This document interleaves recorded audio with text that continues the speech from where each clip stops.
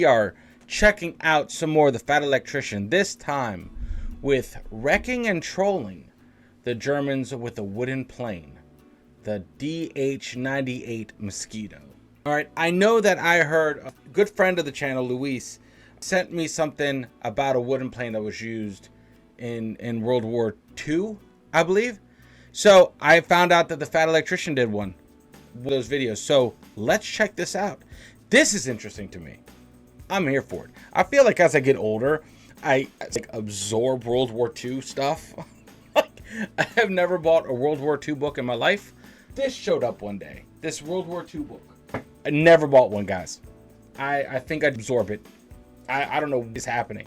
So anyway, without any further ado, let's bring up Nick and let's see what Nick has to say about this, because I am honestly intrigued. So here we go. 3, 2, 1, let's go. In 1941, the British government finally and reluctantly agreed to let a speed freak build their next warplane, and this man took two 1,600 horsepower engines, stuck them inside of a wooden airplane, and things immediately got out of hand in the best way possible.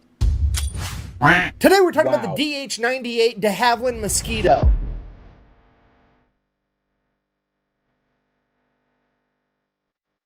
A wooden plane?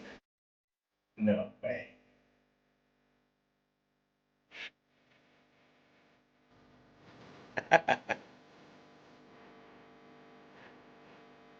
And while the official nickname is the Mosquito, it also goes by the Mossy, the Loping Lumberyard, the Wooden Wonder, and the Timber of Terror. And when something has that many different nicknames, you know it's going to be good. Our story begins in 1909 with Sir Geoffrey de Havilland. He is 27 years old, he just got married, and he has spent his entire life working on, building, and designing cars and motorcycles. But now, they're just not fast enough. There's this new thing out, airplanes, and they can go even faster. So naturally, he's got to get him one of those. The only problem is, building a plane, as I'm sure you can imagine, costs a lot of money, even back then when they were just biplanes. So where's he gonna get all this money? Well, he's gonna do exactly what any self-respecting man would do. He's gonna go to grandma for a 0% interest loan. And when I say a 0% interest loan, I mean he goes to his grandmother and asks for a, and I quote, advance on his inheritance. Straight up, Grandma, you need to fucking die or front me the money because I'm trying to make history over here. So Grandma, being the gangster that she is, decides that she's going to give little Geoffrey £1,000 for his airplane project. Now, full stop. £1,000, you're like, oh, $1,000, that's a lot of money. No,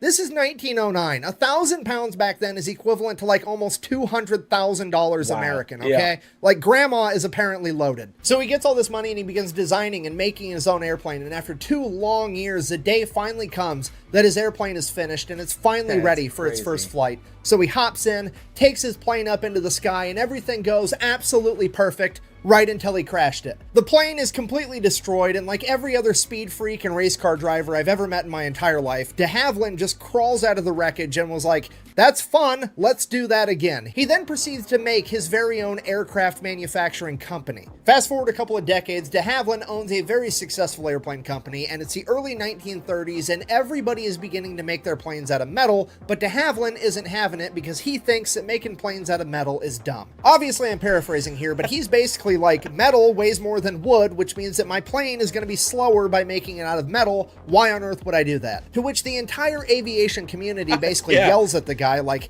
well, metal is stronger than wood, duh. And he's like, fucking, it's an airplane. What? Just don't run it into shit. It'll be fine. If you want strong, go build a tank. What are we even talking about here? Have you ever seen a fucking squirrel with knight's armor on? No, it doesn't make any fucking sense. So de Havilland's like, fine, I'm just gonna have to prove it to these people. 1934, they're gonna have the McRobertson Air Race. It's 11,200 miles from England to Melbourne, Australia. You have to fly all the way there. You can take any route you want. You can stop to refuel as many times as you want. There's this huge cash prize of 15,000 pounds. All the fastest airplanes on the planet are going to show up and try to win this race. So de Havilland creates the DH-88 Comet, ends up...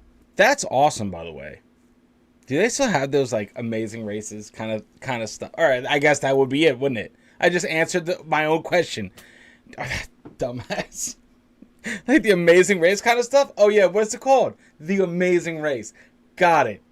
I'm done. Ends up being the fastest plane in the world at this point in time, and obviously wins this race. And obviously, nobody cares because it's made out of wood, and they said that that's dumb. So nobody's going to learn anything from the point he just proved. Fast forward 1936, post-World War I, Germany is starting to rearm their entire country. Britain takes note, and they're like, wow, we should build up some weapons too in case they try something. So they put out a bid. They let all the aircraft manufacturers know that they're looking for a twin-engine medium bomber that's capable of carrying 3,000 pounds and cruising at a speed of 300 miles an hour. So there's money to be made with the government contract. All the airplane manufacturers flock to it and start putting in their bids and their designs for their planes. And pretty much all of them follow the conventional knowledge of how to build a bomber at this point in time, which was to have a humongous, powerful airplane made out of metal and absolutely covered in machine guns everywhere, because you need to be able to fire in all directions to fight off all the fighter planes that are going to try to shoot you down. And absolutely everybody follows that basic outline except for de Havilland. He decides that he's going to build a plane using a completely different ideology from everybody else. Instead of having a plane that's going to have armor and machine guns and be able to win a firefight in the air against other fighter planes, he's just going to avoid the firefight altogether. Because at the end of the day, the bomber's job isn't to shoot down fighter airplanes, it's to deliver the bomb. He's going to get rid of all the armor, all the machine guns, all the defensive countermeasures that other bombers have, and use all of his efforts to try to get this plane as fast as possible.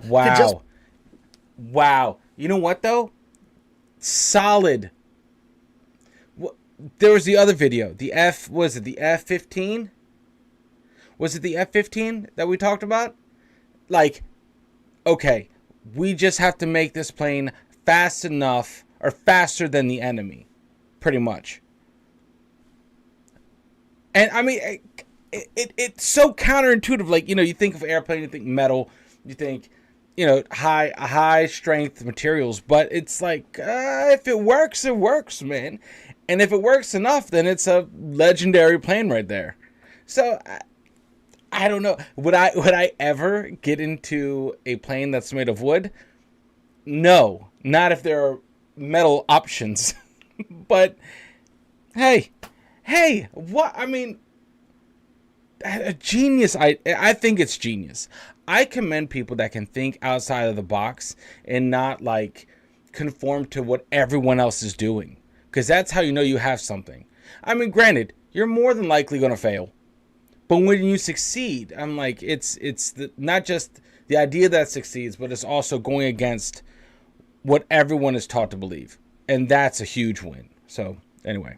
Must be able to outrun the firefight, because you know what's better than getting shot at and having body armor on? Not getting shot at. Realizing that an ounce of prevention is worth a pound of cure, he's going to make this plane as fast as possible, and to do that, he's going to make it out of wood again. So he builds his wooden bomber. He then proceeds to take the most powerful aircraft engine on the planet, the Merlin, and sticks 2 of them inside of this thing. And this aircraft is the fastest warplane on the planet. Wow. With a cruising speed of 325 miles an hour and a max speed of almost 400 miles an hour, this thing is absolutely untouchable, and that's not even the impressive part. It's the manufacturing process where de Havilland's idea stands head and shoulders above the competition. You have to remember, they're going into World War II. Plastic wasn't widely used yet, and anything that's plastic today was probably metal back then. Metal was used for absolutely everything from canteens to tanks to airplanes. All of it was metal, meaning that throughout the course of World War II, metal became extremely scarce, so much so that America was trying to build ships out of concrete, and Great Britain was trying to build an aircraft carrier out of wood pulp and ice. Concrete? What'd he say? I need you guys in the comments. Concrete? A concrete ship. Let me know. Anything that's plastic today was probably metal back then. Metal was used for absolutely everything from canteens to tanks to airplanes. All of it was metal, meaning that throughout the course of World War II, metal became extremely scarce, so much so that America was trying to build ships out of concrete, and Great Britain was trying to build an aircraft carrier out of wood pulp and ice. So being able to build a bomber out of a cheap and readily available resource like wood was a humongous deal. And it all trickles down from there, because not only are you just using an untapped resource, by using wood, that means that you're not going to have metal workers and riveters working on the plane. You're going to have woodworkers working on your plane, which at this point in time was a pretty much untapped labor pool that was still doing other stuff like building cabinets and pianos. They had no real way to contribute to the war effort except except now they do. And the list of benefits keeps going. I feel like I'm in an infomercial. But I'm not done yet. Because the Mosquito's plan is not to fight firefights in the air, but to simply outrun them, you know what the Mosquito doesn't need? Machine guns. You know what you don't need if you don't have machine guns? Ammunition. And you know what you also don't need if you don't have machine guns? People to fire the machine guns. So you're also saving guns, ammunition, and personnel because the Mosquito only has 2 crew members. And you know what all those things do? They add weight to the aircraft, like over 1,000 pounds, meaning that now that all that's gone, the Mosquito can now carry an extra 1,000 pounds worth of bombs to drop on the enemy, which is actually what a bomber's job is. So just to recap, de Havilland has now delivered a bomber to the British government that is made out of a readily available resource with a brand new untapped labor pool that is cheaper in pretty much every way, and it delivers more bombs faster to the enemy. So clearly, the British government fucking hates it. And I mean, really, Sir Geoffrey de Havilland really should be more considerate. How are these poor politicians and defense contractors going to be able to feed their kids if he's out here trying to make planes that are cheap and reliable? I mean, what's the point of even going to war if you're not going to make a bunch of money off of it, right? Look, I guess I'm just glad it's not a uniquely American thing for this to happen. So all the other aircraft manufacturers are talking smack about de Havilland's idea. They're saying that it's basically a giant model airplane and that wood is not a suitable building material for a respectable plane and all this other stuff that they're desperately trying to come up with so that he doesn't win the bid. And that's when Lord Teeny Mittens, Beaverbrook over here chimes in. He's the Minister of Aircraft Production for all of Britain and he just shuts the project down. I'm assuming it's because a giant model airplane would make his hands look even tinier. I've got these tiny hands and that's gonna make them look even tinier. In fact, the only person that even liked the idea of the Mosquito was the Air Marshal for the RAF, Sir Wilfrid Freeman, who also, by sheer coincidence, is the only man in this conversation that has flown planes in combat and presumably knows what he's actually talking about and doesn't have a vested financial interest. Shut him up, right? Shut him up. It's always... Oh my God. That's a whole TED Talk right there, guys. That's a series on this show, on this channel that we could have. That's like hours long each episode, right? That's dangerous. That's like, talk to the man with the only, like, he's not going to get rich off this idea. He has practical knowledge and he has experience. Listen to him? No, because how is everyone else going to get rich? Guys, like, I'm right here with Nick. I'm right here with him. It sucks, but I'm glad to know that idea, that concept is universal. It's not just an American thing. In the outcome. Freeman is also responsible for the RAF ordering the Spitfire, the Hurricane, and the Lancaster bomber, as well as the development of the Merlin engine. Like, he's got a pretty good track record of picking amazing planes. So obviously we're going to listen to what Sir Wilfrid Freeman has to say, right? Wrong. 100% wrong. What we're going to do is we're going to have Lord Bitch Mittens over here, fire him, transfer him to a different department, and then take credit for all of his accomplishments and use that newfound status to kill the Mosquito project once and for all. Because politics. And that's pretty much it. 1937, the British government told de Havilland, kick rocks, we're not interested. We're going to move on with our life. Fast forward, 1940, World War II has in fact kicked off, and it is not looking that great for the British because we are right in the middle of the Battle of Britain. Okay, if you don't know, the Battle of Britain, also known as the Air Battle for England, was basically the Germans were bombing Britain every day for about 3 months straight. Britain was obviously sending up their air force to fight back. Both sides lost thousands of people and thousands of airplanes. Okay, if you're not picking up what I'm putting down, I'm trying to tell you the RAF is now short a bunch of planes and a bunch of pilots, and there's really no way of replenishing the amount of planes because metal is extremely scarce, as well as the manpower to make the planes anyways. If only there was some type of plane that they could make out of an alternative material to metal that had a completely different labor force to build it. Oh wait, we've had that literally the entire time, we just didn't want to use it because of politics. Perfect. So the British government finally reluctantly orders 50 of them. So de Havilland gets to work right away, builds all these planes, turns them over to the RAF. The RAF then starts practicing with them, and the pilots absolutely love them. The only problem is they're a little bit hard to take off and land,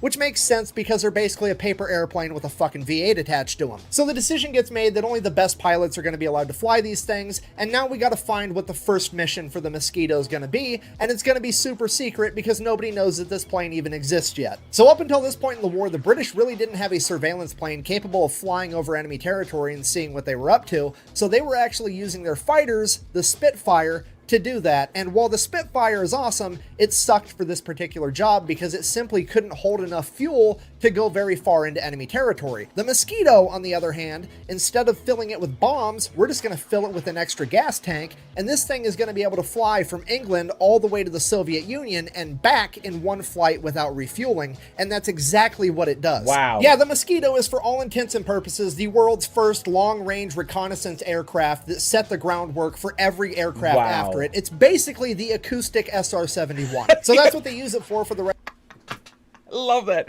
The acoustic SR-71. Jeez. Hell yes. 1941. 1942 rolls around. They're like, oh, hey, good idea. This thing can hold 4,000 pounds worth of ordnance. What if we just did one 500-pound bomb and some extra fuel tanks, and then we could bomb super deep into enemy territory? And that's exactly what they're going to do. Operation Jericho, a bunch of wooden wonders are going to low-level penetrate deep into enemy territory and deliver a payload. Try saying that with a straight face. So a bunch of Mosquitoes take off to Norway. They are going to bomb Gestapo headquarters with 500-pound bombs. They fly all the way there above the ground and or ocean at like 100 feet, make it there more or less completely undetected, and bomb Gestapo headquarters. The only problem was, because they were so low to the ground, they decided that they were going to extend the fuse time on the bombs because they don't detonate on impact, they detonate on a timer. So they extended the timer to 11 seconds to allow the planes to get out of the blast radius of the bomb. So they went ahead and they dropped the bombs. The bombs were a direct hit on the Gestapo building. The only problem was the fuse was a little bit too long, and a 500-pound bomb traveling at like 400 miles an hour apparently has enough force in it to go through one wall, through the building, and out the other wall, and all four of the bombs did exactly that, flying completely through the building before detonating. So the mission failed successfully. Did they accomplish their goal? Not really, but they did prove that the Mosquitoes were pretty much unstoppable and very accurate. So now they're going to begin using the Mosquitoes to nuisance bomb Germany.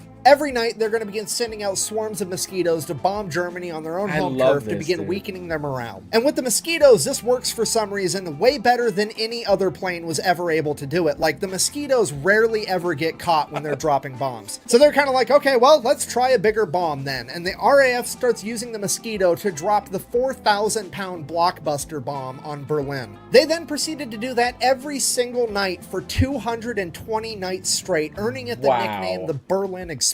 And then somebody at the RAF finally puts together the fact that maybe the Mosquitoes are so successful at not getting caught on their bombing runs, not necessarily because it's nighttime and not necessarily because they're really fast, but because they're made out of wood, and wood doesn't give off nearly as strong of a radar signature as metal does. Which means it stands to reason that they would have just as much success bombing during the day as they would at night. Which, if successful, is going to be extra demoralizing because at this point in time, everybody understands that there's never bombing raids during the daylight because the fighter jets would be able to take them out immediately. But in the case of the Mosquito, if they don't get picked up on radar, nobody might scramble the fighter jets until it's too late. So the RAF, with their immaculate sense of British humor, realize that this is a very rare opportunity to troll the enemy that they cannot afford to waste. So, British intelligence finds out that January 30th, 1943, the Nazis are going to be holding a humongous rally to celebrate their 10-year anniversary of coming to power. It's going to be huge. Hitler's right-hand man, Hermann Göring's going to be there giving a big speech. They're going to put the entire thing out on the radio waves so the whole country can hear it. It's going to be a huge morale boost to the Nazis. And it probably was, right up until the RAF sent out the Mosquitoes and bombed all of the broadcasting towers for Berlin, so the entire country just got to hear explosions, screams, and then the radio cut out forever.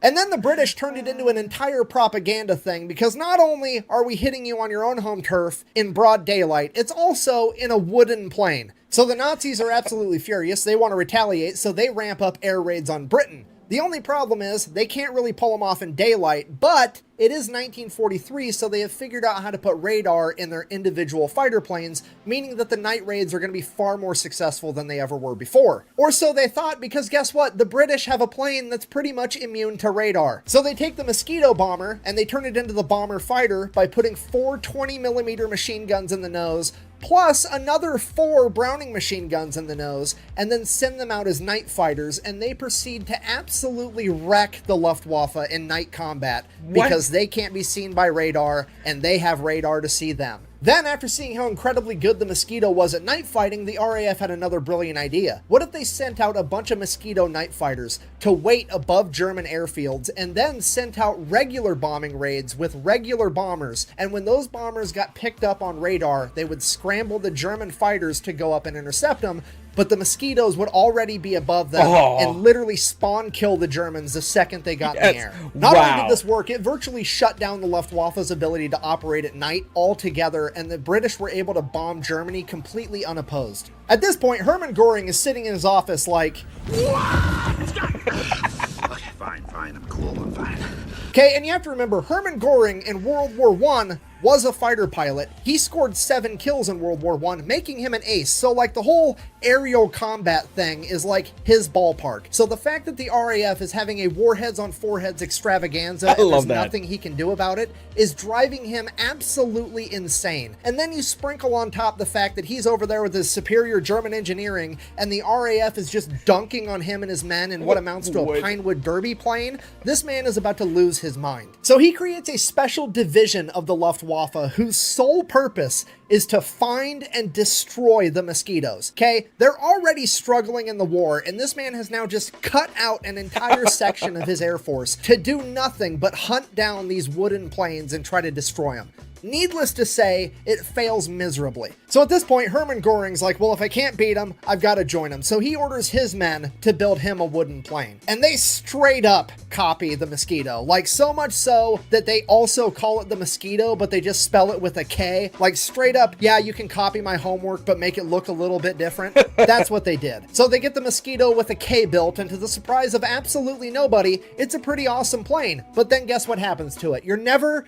gonna guess what happens to the German Mosquito. A bunch of high-ranking Nazis, politicians, get together and they're like, I don't think a wooden plane's a good idea. I want big metal planes with metal armor and a bunch of machine guns all over them because that's the way to go. The same political BS that shut down the British Mosquito 10 years prior is now holding up the Nazis. So much so that they don't even get their first test flight in until June of 1944, which is way too late in the war for the Nazis to begin making a new type of plane and mass producing it. So that's it. The Germans never really got their version of the Mosquito. They ended up losing World War II. Everybody lived happily ever after. So I guess while it was dipshit politicians with teeny hands that prevented the British from getting the Mosquito on time, it was also dipshit politicians that prevented the Nazis from getting the Mosquito on time. So everything kind of equals out in a weird roundabout kind of way. Yeah. In conclusion, the de Havilland Mosquito at a glance might appear to be this one-off weird thing that happened one time during World War II. But in reality, it is probably the single most important and influential aircraft in aviation history. You see, all planes today are not built with the ideology that they need to have armor and machine guns in order to take a hit and return fire, or at least most of them aren't.